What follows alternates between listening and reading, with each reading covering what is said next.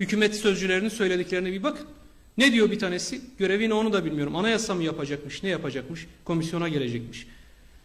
Bunlara diyor etek giydiririz. Ya bunun neresini düzeltelim bilmiyorum. Daha önce de bunlar kadınlara çok hakaret ettiler.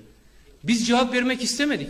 İstedik ki bunlara anneleri, eşleri, kız kardeşleri bir cevap versin. Onu doğuran bir anne vardır.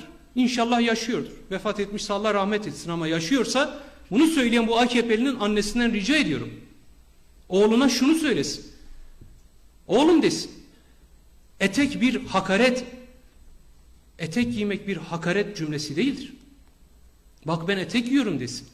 Bak kız kardeşin etek giyiyor. Bak ablan, teyzen etek giyiyor. Bak biz seni doğurduk.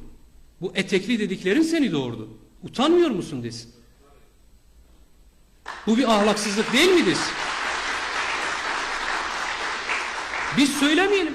Etrafındaki kadın milletvekilleri, AKP'nin kadın milletvekilleri, Allah billah aşkına ya. Biz bunu bir hakaret olarak almıyoruz zaten. Kadına karşı bir hakaret haksızlıktır. HDP'lilere etek giydirecekmiş bilmem. Ya böyle bir şey olabilir mi ya? Başka bir şekilde hakaret et. Ya bunun cevabını da biz vermeyelim. Kadınlar versin. Rica ediyorum. AKP'nin kadın bakanları var. Çıksın kendi milletvekilini uyarsın. Böyle saygısızlık yapma desin.